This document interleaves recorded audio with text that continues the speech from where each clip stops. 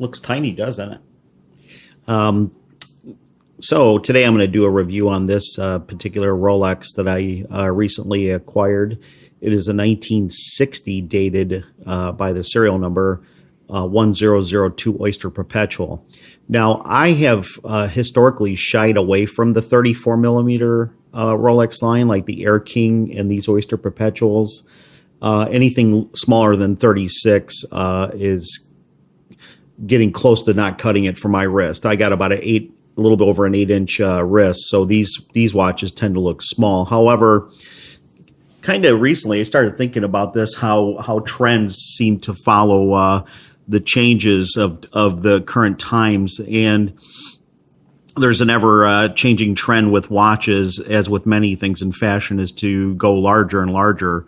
At one time, this watch in the 30s, 40s, and 50s was 34 millimeter was considered a large man-size watch. Today, of course, it's considered too small for most men. 40 millimeter is actually starting to get small, and that's the Rolex sports line. Well, at least I'd say the previous generation, because now with the newest release of the Submariner being 41 millimeters, they're even starting to buck that 40 millimeter trend. So, after a while, I started thinking, you know what, these are still really nicely priced. The only caveat or the caution I would advise anybody contemplating on purchasing one would be to ensure that you look at the movement prior to purchase. A lot of these were robbed or harvested. Their movements were harvested. They're the 15. By the way, they're the 15XX series movement. So that's anywhere from 1520, 1530, 1560, and 1570 caliber Rolex movements. A lot of these, because of their size and the popularity, especially since the late 50s when the 15X caliber movement came out, have been robbed of their movements and used for like other projects like Submariner 5512, 5513 builds and 1680, etc. And that was because they're cheap.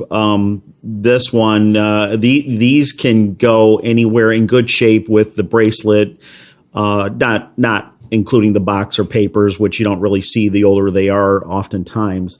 Anywhere from probably 2,200 to 3,200, I would say, is the price range for these. Is the sweet spot. It's about 2,800 is what you're going to pay for a full bracelet.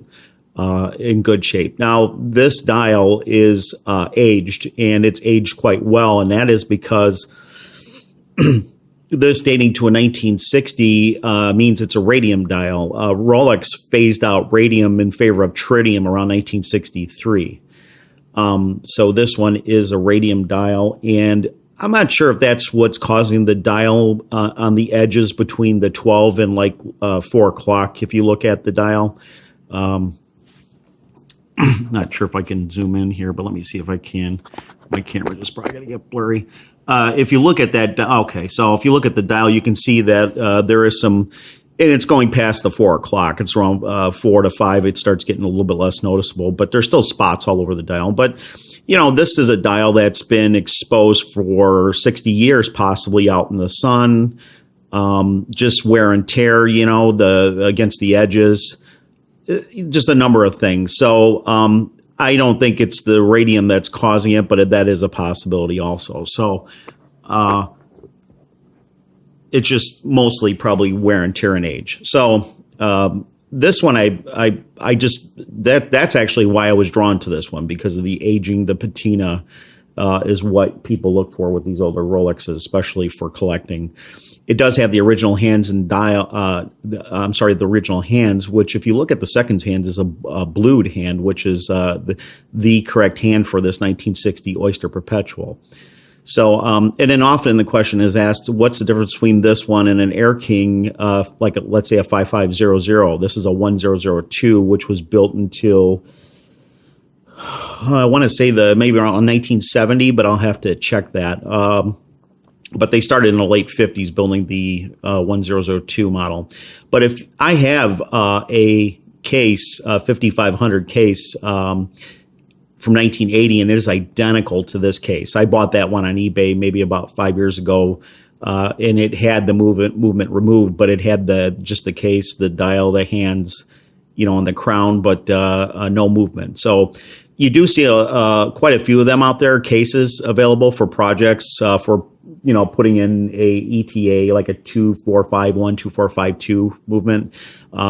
Those actually fit into these, but of course the charm of these are, of course, the originality. So that's the problem. If you're going to go buy one, as I did with this one, make sure it does have the original Rolex caliber movement. In this case, it was the 1560. Now, this is the butterfly movement because from about 58 or 59 to 63, they used a rotor. The winding rotor was called the butterfly. It was shaped more like a butterfly. And then after 63 for 64 and up, the 1560 was built in this particular caliber model 1002 till 1965 was the 1560, and then it switched, I want to say, to the 1570 caliber for this one, and the Air Kings used the 1520 caliber, the 5500s, and so.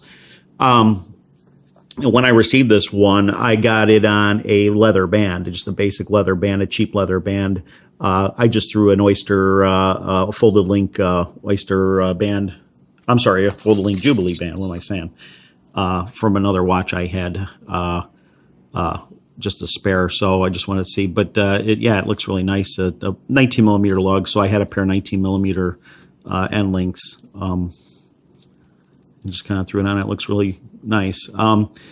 So yeah, that's the appeal of these right now. Again, is the fact that you can pick them up pretty inexpensive relative to what a new Oyster Perpetual costs. Of course, the newer ones are larger size, so you got to get used to this particular size being small. And I think it's kind of the charm of this watch is it does hark back to an era where it wasn't about following the trend. It was about this watch being, perfectly sized for the gentleman who bought it and wore it. So 34 millimeter was considered a large men's watch. Let me put it on mine. You'll see how it disappears because I have like an 8.25 inch wrist.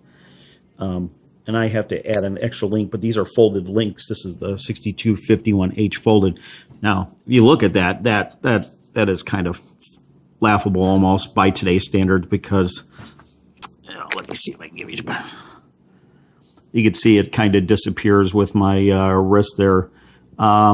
But if you have smaller wrists, it's going to be fine. And I still don't mind it too. I think it's kind of cool and it's kind of classic. I won't wear it every day, but I'll wear it on occasion where I just want to kind of have a little trip back in time for nostalgia's sake. It's just a plain, clean, simple-looking watch, and it's got that nice patina going on, and it's got the Radium Dial, which is, nothing to worry about. The Radium Dials only emit alpha and some gamma, but it doesn't really penetrate. It penetrates the glass if you put a Geiger counter up to it, but it's nothing to worry about as far as penetrating skin. What you have to worry about is, of course, if you open up the case and start playing around and making dust with the little indices you can see on the edge, it's got very little lume anyways, or on the hands, you start jarring that loose and breathing it in. That's ingesting it and breathing and inhaling it is what you got to worry about. So, but wearing it is no worries. There's no problem with that. So anyways, yeah, just wanted to give a little review. If you're looking for it, like I said, make sure if you find one, you're looking in probably the $22,000 to maybe $3,000 or $3,200 at the most, without box and papers. If you find one with the original box and papers, you're expectedly going to pay more for it, and the punch papers also.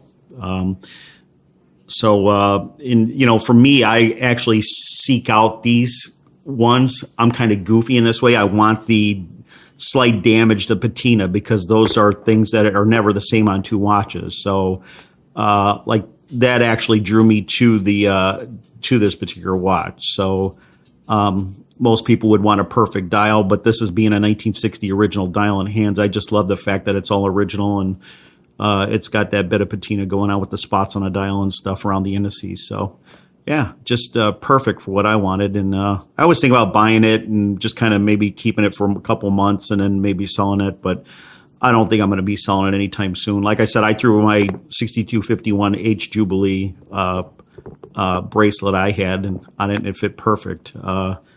Works perfectly well, because a lot of these you'll see originally came with the CNI, the Rolex CNI bracelet, which is the rivet Oyster Perpetual or Oyster Band, and those things, literally don't. Those are probably the worst in the line of bands as far as longevity, and eventually they're replaced. And a lot of these you'll find on leather bands, because a lot of people see what the sticker shock is for a replacement Jubilee. But this is a perfect one for sourcing out. I used folded, a Jubilee like this instead of an Oyster for changing it up a little bit. So I think it looks really nice. So yeah, just wanted to give a kind of a show and tell, and thanks for watching. Please subscribe. Thanks.